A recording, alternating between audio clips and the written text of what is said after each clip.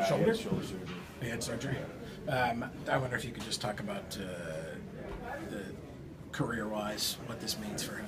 I mean, because he was real good for you in the playoffs last year, got a slow start this year, and then got hurt. Yeah, for sure. It's he's going back to square one before he was last year. It's basically a situation where he's got to go through his rehab and get himself going in the right direction. And I think when he went through it the first time, he was a younger player and a little bit immature and hadn't had a lot of experience. Now, having gone through it again, it's a situation where he's got to learn from his experiences and understand how important the things are outside of playing the game, your nutrition and rehab and keeping yourself in shape and mentally engaged in the game. And then, he's proven he can come back from an injury and be a real good player. And now he's got to be able to do that now with more experience and more maturity. Coach, how big is it to be so adaptive throughout the year of all these call-ups and injuries? In the AHL, I know you have to expect that from time to time. How important is that to still have a winning club and then still adapt to all these changes?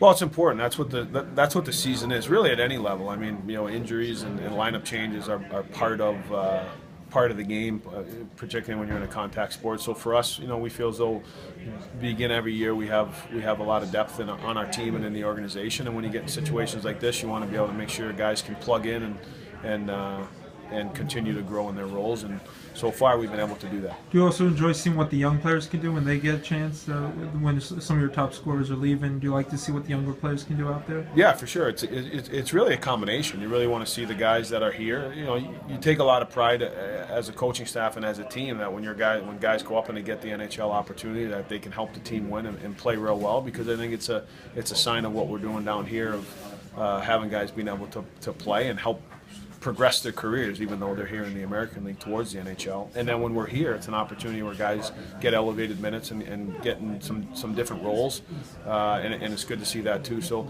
it's really a positive thing. You just want to make sure you stay focused and do the right things to win hockey games. And then finally, you have almost a week in between games since Saturday now till Friday, and then you have the 3 games in a row coming up.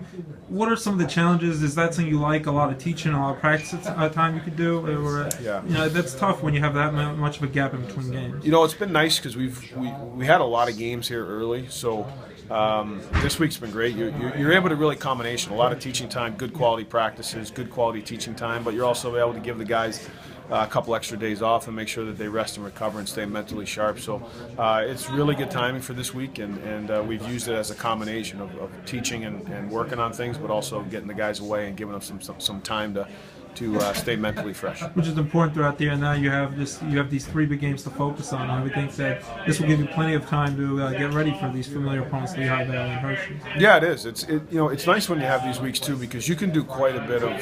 You can concentrate a lot on yourself, and you still have time to be able to focus on the opponents when it gets closer to the games.